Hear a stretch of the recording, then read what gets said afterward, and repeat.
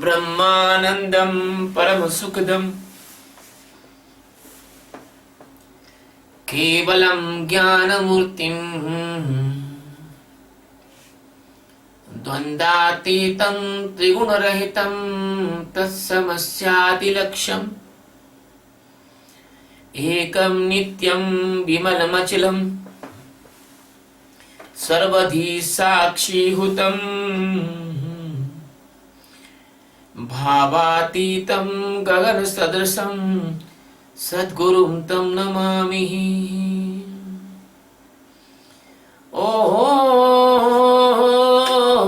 गुरु ब्रह्मा गुरु विष्णु गुरुदेवो महेश्वरः गुरु साक्षात् परब्रह्म तस्मै श्री गुरुवे नमः। ध्यानमूलं गुरुमूर्ति पूजामूलं गुरुपदम् मंत्रमूलं गुरुर्वाक्यं मोक्षमूलं गुरुकृपा।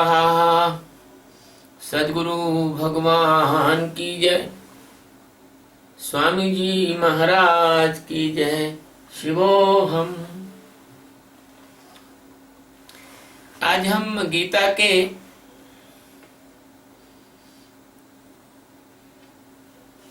17वें अध्याय का 23वां श्लोक ले रहे हैं। ये जो श्लोक है इसमें भगवान ओम तत् और सत की महिमा बता रहे हैं। अभी तक 22 श्लोक तक भगवान ने संसार व्यवहार की बात बताई थी। अब भगवान एकदम शुद्ध बुद्ध पर ब्रह्म परमात्मा के विषय में बता रहे हैं। ओम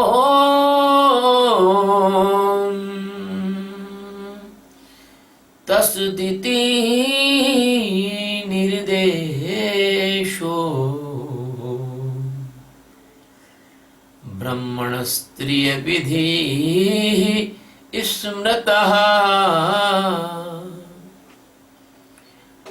ब्रह्मणास्तेन वेदाश्च यज्ञाश्च विहिताः पुरा।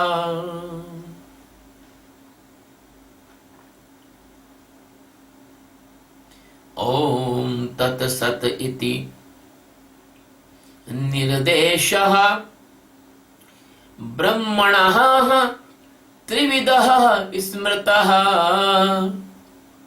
ब्राह्मणाः तेन वेदाः च यज्ञा च विहिताः पुरा। और है अर्जुन, ओम वह परमात्मा मुझ में आत्म रूप से स्थित है। तत् केवल वही सत्य है। इति इस प्रकार त्रिविध 3 प्रकार का ब्रह्मणः सच्चिदानंद घन ब्रह्म का निर्देश यानी नाम सूचक स्मृत यानी कहा गया है।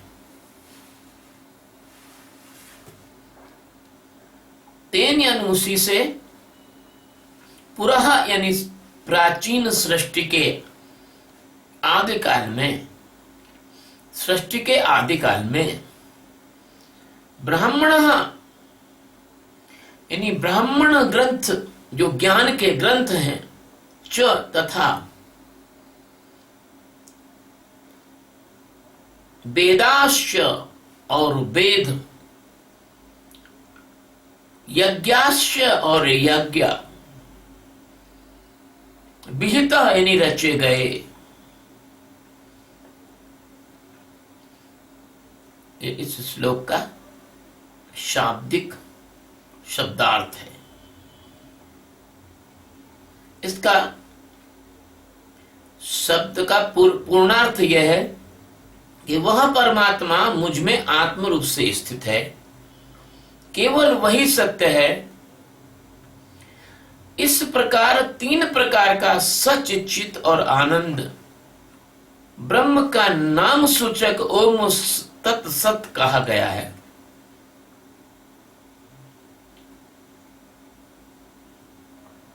उसी से सृष्टि के आदि काल में ब्राह्मण ग्रंथ,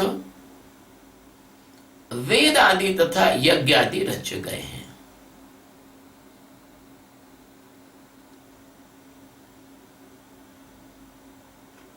भगवान सतगुरु सच्चिदानंद परमात्मा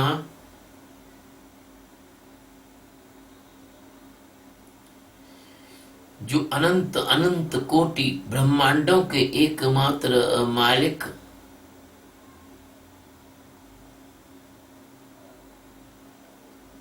एकमात्र अधिष्ठान, एकमात्र आधार, एकमात्र चेतना, एकमात्र प्रेम और एकमात्र अस्तित्व है, वही जीवन है और वही संसार के कण कण में मौजूद सर्वव्याप्त परमात्मा है और वही आप सब में मौजूद आत्मा है। ऐसे भगवान श्री कृष्ण इस अध्याय के उपसंहार के श्लोकों में इस अंतिम 5 श्लोकों में बहुत गहरे ज्ञान की चर्चा कर रहे हैं।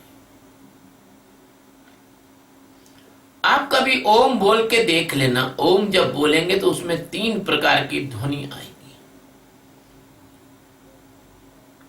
ओम शब्द की जो व्याख्या है वो अनंत है। ओम शब्द की व्याख्या आज तक न कोई कर पाया, न कर सकेगा, न कर सकता है। ओम में संपूर्ण परमात्मा व्याप्त है। भगवान के जितने जितने अवतार हुए और सृष्टि पर जितने भी महापुरुष हुए, उन अनंत सृष्टियों में जितने जितने जीव हैं, उन सब में मौजूद जो परमात्मा है उसका सूचक नाम ओम है।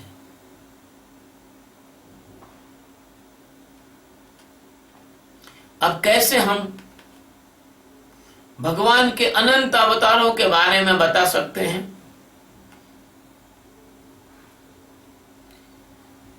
हरि अनंत, हरि कथा अनंता, कहीं सुनहि बहुविधि सब संता।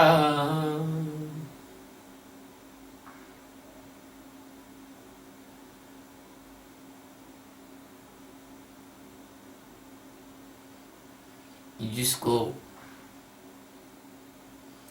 शारद श्रुति शेषा ऋषि अशेषा, जा कहो कोई नहीं जाना।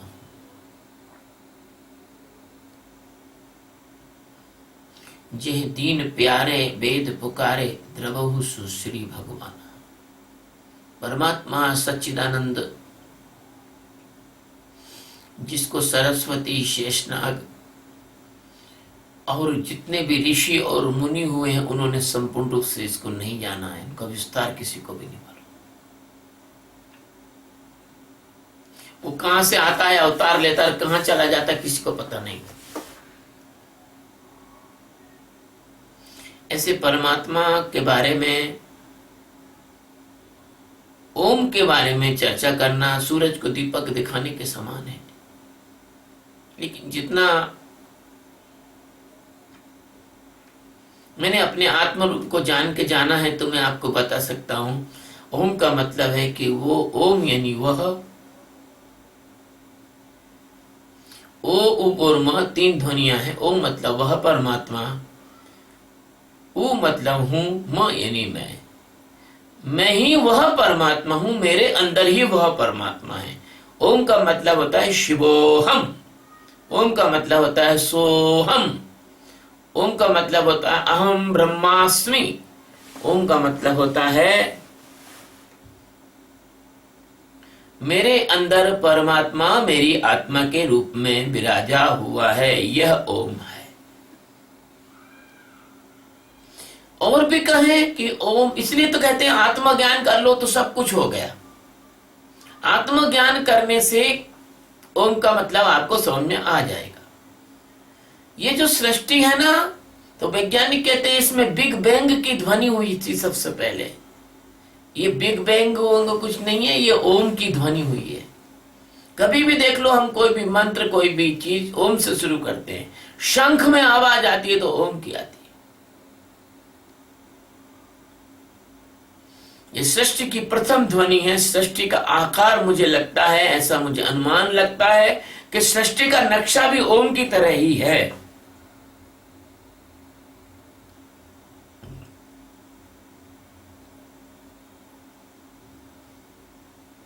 ब्रह्मांडों का नक्शा और आकाश गंगा का नक्शा ये ओम है। और ओम को सभी भारत में जन्मे तीनों प्रमुख धर्म मानते हैं।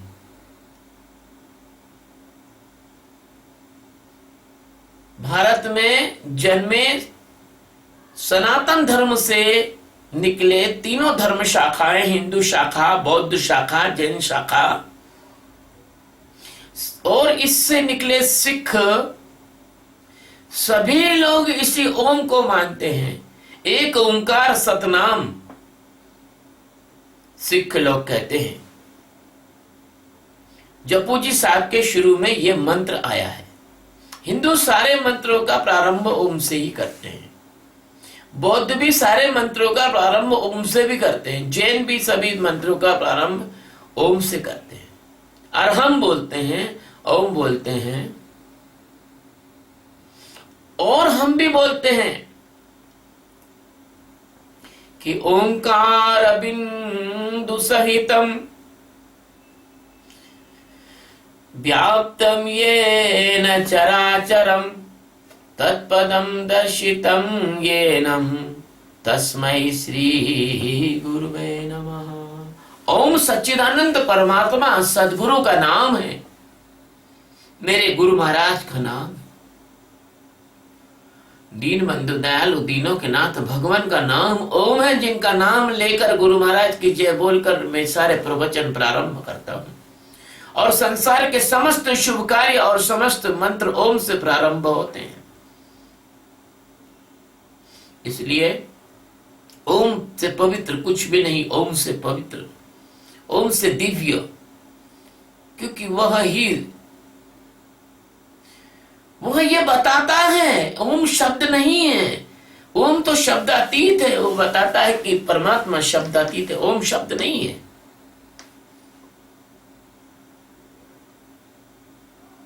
और तत् का अर्थ है वह परमात्मा, जो इस ओम से बातचीत किया जाता है। ओम जिसका वाचक है।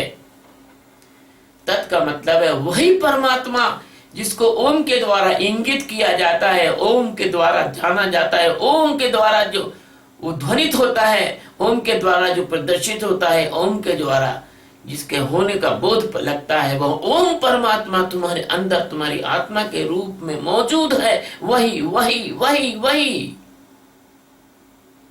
वही केवल तत् यानी वही सत्य, यानी वही सत्य है, बाकी सब झूठा है। उमा कहूँ मैं अनुभव अपना, सतहरि भजन जगत सब सपना। भगवान शंकर कहते हैं बस वही ओम सत्य है। इसलिए वेदों में कहा है ब्रह्म सत्यम जगत मिथ्या, ब्रह्म सत्यम जगत मिथ्या। और ओम के अलावा जो कुछ बचता है वो सब भ्रांति है, असत है, माया है, जंजाल है, भ्रम है। ओम, तत् और सत, ये तीनों सच्चिदानंद परमात्मा के, एक ही परमात्मा के तीन नाम हैं।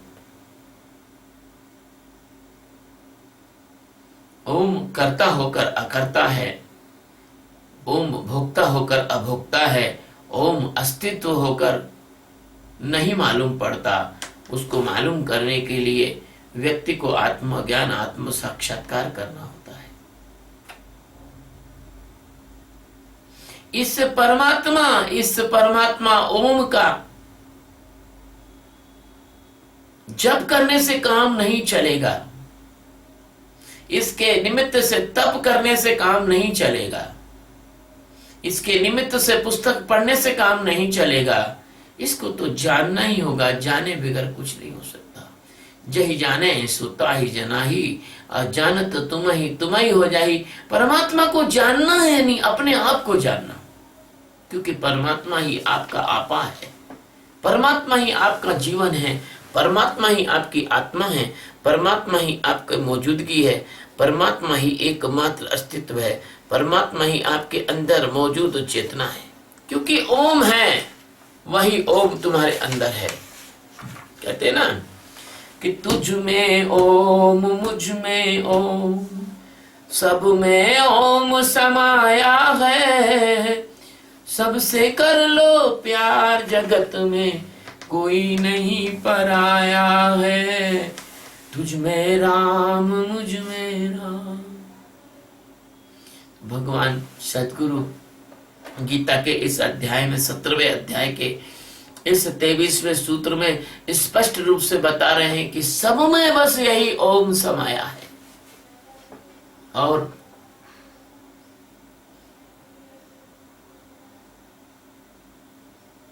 कभी तुमने ध्यान दिया होगा, कोई घंटा बजाते तो घंटा बजाने के बाद टन की जो आवाज है वो लंबे समय तक गूंजती है। ऐसे इस ओंकार का जो नाद है इस सृष्टि में सदा व्याप्त है, हमेशा व्याप्त है। इसलिए जब योगी जन शांत होकर ध्यान अवस्था में बैठते हैं तो उनको ओंकार नाद सुनाई देता है। इसको अनाहद नाद भी कहते हैं। ये ध्वनि इस सृष्टि की मूल ध्वनि है। ये ध्वनि इस सृष्टि के कण कण में समाई है। ये ध्वनि वो ध्वनि है जिसके द्वारा ब्रह्म को जाना जा सकता है। जो अज्ञानी इस रहस्य को जान लेता है वो ब्रह्म परमात्मा हो जाता है, और जो नहीं जान पाता वो जीव दशा होकर सारे जगत के अंदर जन्म जन्मांतर में भटकता फिरता है। ज्ञान और यज्ञ पुरुष परमात्मा इसी रहस्य के पार है। कोई सद्गुरु ही इस रहस्य का उद्घाटन कर सकता है, वरना किसी की ताकत नहीं जो उसका उद्घाटन कर सके। भगवान कहते हैं इस श्लोक में कि अर्जुन,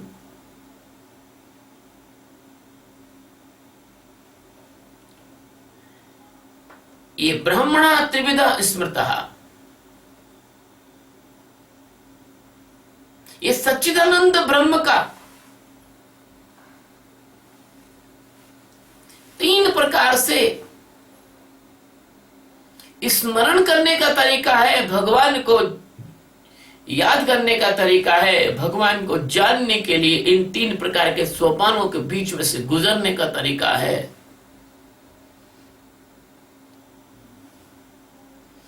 यदि तुम ओम, उस परमात्मा के बारे में ये बात पक्के से दिल में बिठा लो कि वो परमात्मा मेरे अंदर आत्म रूप में है, तभी तो तुम उसे खोजने के लिए प्रयासरत रहोगे। और जब उसको खोजने के लिए प्रयासरत रहोगे तो वो तत्व यानी सद्गुरु के माध्यम से मिलेगा। तो तत्व यहां सद्गुरु को लेना, और सत यानी जब आत्मज्ञान हो जाए, आत्म साक्षात्कार हो जाए तो तुम सत की अवस्था में पहुंच जाओगे। और इसी बात को लेकर ब्राह्मणा यानी ब्राह्मण ग्रंथ, सतपथ ब्राह्मण, इस प्रकार के जो ब्राह्मण ग्रंथ हैं जिनके बारे में कोई जानते नहीं। आप लोग वेद उपनिषद पुराण सब जानते हो, लेकिन ब्राह्मण ग्रंथों के बारे में नहीं जानते होगे। तैत्तरीय उपनिषद है, इसे मतलब ब्राह्मण ग्रंथ है। शतपथ ब्राह्मण जिसको कहते हैं, एक ग्रंथ का नाम, एक पुस्तक का नाम है। ये जो है ब्रह्मवेत्ता संतों के द्वारा उद्घाटित हुए हैं। तो कहते हैं कि सृष्टि के आदि में जब ये दुनिया बनी तो कोई बंदर से इंसान नहीं बना। जब ये दुनिया बनी थी तो इसकी सृष्टि परमात्मा ने की है। नहीं तो अभी तक मैंने इतने वर्षों में किसी बंदर में जरा से भी इंसान के गुण आते हुए नहीं देखे।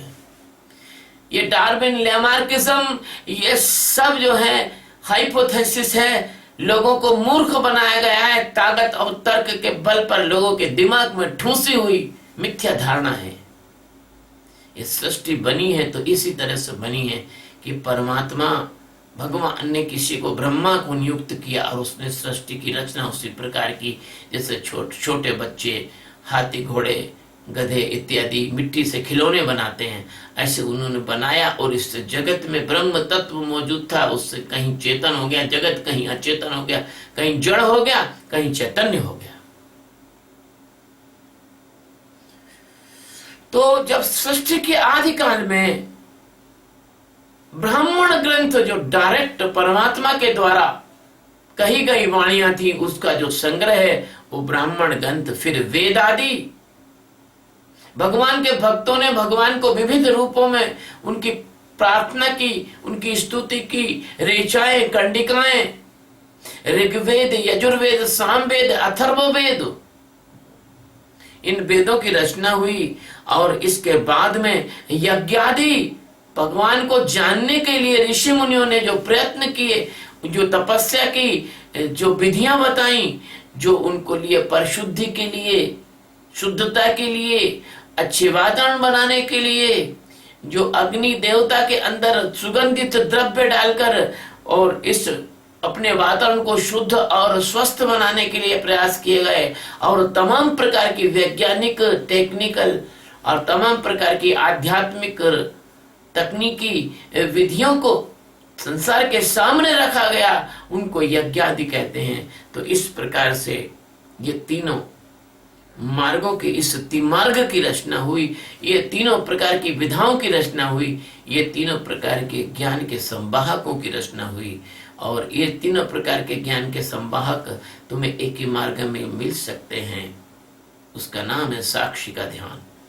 और ये जो भगवान का जो सूत्र है, इसका अर्थ जो किया वो इतना आज पर्याप्त है। आप लोग जब साक्षी का ध्यान करेंगे तो आपको मालूम पड़ जाएगा कि ओम कैसे और किस प्रकार से जगत में ओम की मौजूदगी है और उसको कैसे जाना जाए और उसकी क्या प्रभाव है, उससे कितनी शांति आती है।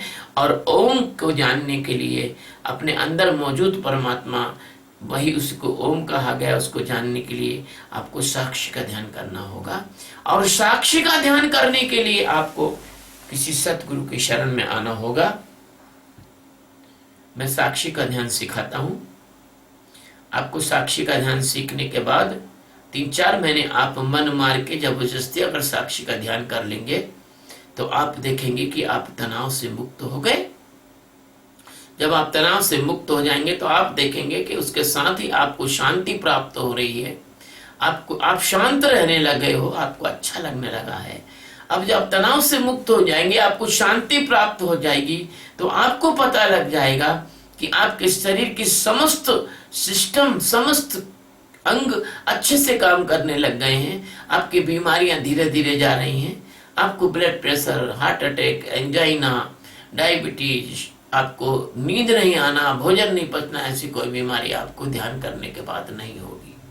ये बात पक्की है। अगर ईमानदार से ध्यान करेंगे ये बीमारी आपको नहीं होगी।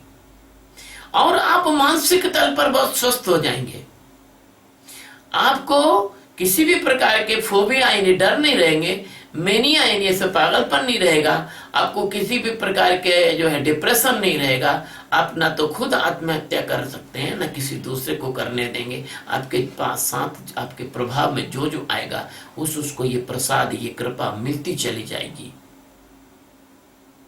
और तीसरी बात, इस ध्यान को करने से आपके अंदर इतनी सजगता, इतनी जागरूकता, इतना संतुलन विकसित होगा कि आप क्रोधातिरेक में किसी को मारेंगे नहीं, किसी के साथ कुछ नुकसान करने वाली क्रिया नहीं करेंगे। आप कामातिरेक में किसी बहन बेटी पर आक्रमण नहीं करेंगे।